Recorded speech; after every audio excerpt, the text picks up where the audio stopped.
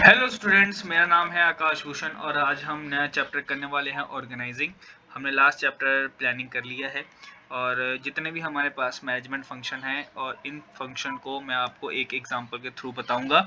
जैसे कि प्लानिंग है पहला, तो आपने कोई काम करना है। आप फॉर एग्जांपल आपने एक स्कूल खोलना है, तो आपने बहुत सारी चीज़ों में से एक स्कूल का ही जिक्र किया या एग्जाम्पल हम ले रहे हैं, तो ये आपका एक प्लानिंग है। उस प्लानिंग के आगे अब आप क्या करोगे कि नंबर ऑफ बिल्डिंग्स बनाओगे, नंबर ऑफ क्लासरूम बनाओगे, ठीक है। तो एक बेसिकली स्ट्रक्चर जो है वो तैयार करने का काम कौन करेगा? ऑर्गेनाइजिंग। तो बिजनेस लेवल पे भी ये क्या काम करता है? ऑर्गेनाइजिंग एक स्ट्रक्चर बनाने का काम करेगा। क्या ये देखते हैं कि मीनिंग क्या है इसका, कि अगर हम बात करें यहाँ पे, तो सबसे पहले देखिए ऑर्गेनाइजिंग का मतलब क्या है कि आप अपने टास्क ग्रुप को, टास्क मतलब जो काम है उसको डिवाइड करते हो पूरे के पूरे। जितनी भी एक्टिविटी आपने काम करनी है तो वो आपने डिवाइड कर लिया specific area, food committee, decoration committee, ticketing committee या बहुत सारी चीज़ें जो हैं। हमने एग्जांपल ली हैं किसकी? तो स्कूल की। तो स्कूल में एग्जांपल क्या होगा?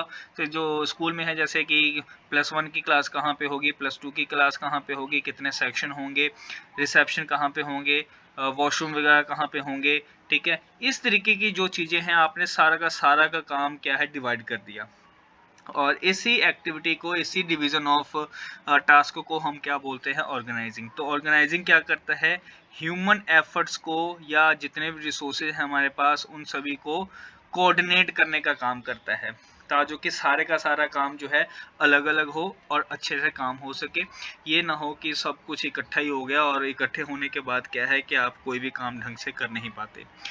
जो हमारा टॉपिक है प्रोसेस ऑफ ऑर्गेनाइजिंग, ये आपको हेल्प करेगा मीनिंग में, कि मीनिंग और ज़्यादा अच्छे से क्लियर हो सके। इसलिए स्टेप ऑफ प्रोसेसिंग ऑर्गेनाइजिंग जो है, प्रोसेस ऑफ ऑर्गेनाइजिंग जो है आपको हेल्प करेगा। तो जिसमें से सबसे पहला पॉइंट क्या है? Identification and division of work. हमने भी यही बात की है कि स्कूल के क्लासरूम हमने क्या करने हैं? अलग अलग बनाने हैं। तो सबसे पहले आप आइडेंटिफाई करोगे कि आपका काम है क्या। तो हमारा काम क्या था? हमारा काम ये था कि हम अपने स्कूल के जितने भी क्लासरूम हैं वो बनाने, या अपना ये देख लो कि +1 के बच्चे कहाँ बैठने वाले, +2 के बच्चे कहाँ बैठेंगे, arts, commerce, non medical, medical कहाँ पे बैठेंगे। तो हमारे पास ये सारा का सारा काम है। अपने बिजनेस लेवल पे भी सेम यही चीज़ कर सकते हो कि जितने भी काम हैं, मान लो आपका प्रोडक्शन का काम है, टेक्सटाइल का कोई भी काम है, तो आप एक पेज पे क्या करो? उन सभी काम को लिख लो।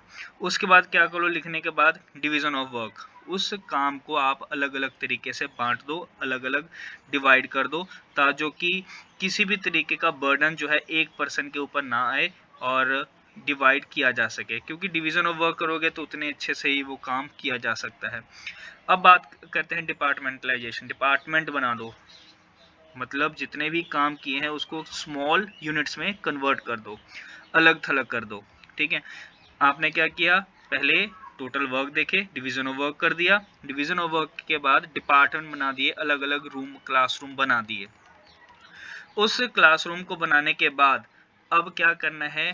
ड्यूटी यहाँ पे असाइन की जाएगी कि इसमें कॉमर्स वाला टीचर जो पढ़ाएगा, किसी दूसरे में नॉन मेडिकल वाला टीचर पढ़ाएगा, या किसी में मेडिकल वाला टीचर पढ़ाएगा। तो जिसकी जैसी स्किल होगी, जिस डिपार्टमेंट की जो रिक्वायरमेंट है, किसी डिपार्टमेंट या किसी भी स्कूल के या किसी भी स्ट्रीम की जो भी स्किल्स हैं, वो सारे के सारे पहले से ही असाइन किए जाएंगे कि ये पर्सन आके, कोई भी पर्सन आएगा, जो भी XYZ जो भी पर्सन है वहाँ पे आएगा, तो ये सारे काम करने पड़ेंगे। उन सभी चीज़ों को लेकर आप क्या करते हो? एक लिस्ट बना लेते हो, असाइन कर देते हो। उसके बाद फिर अथॉरिटी और रिस्पॉन्सिबिलिटी की जो रिलेशनशिप है वो तो है ही है।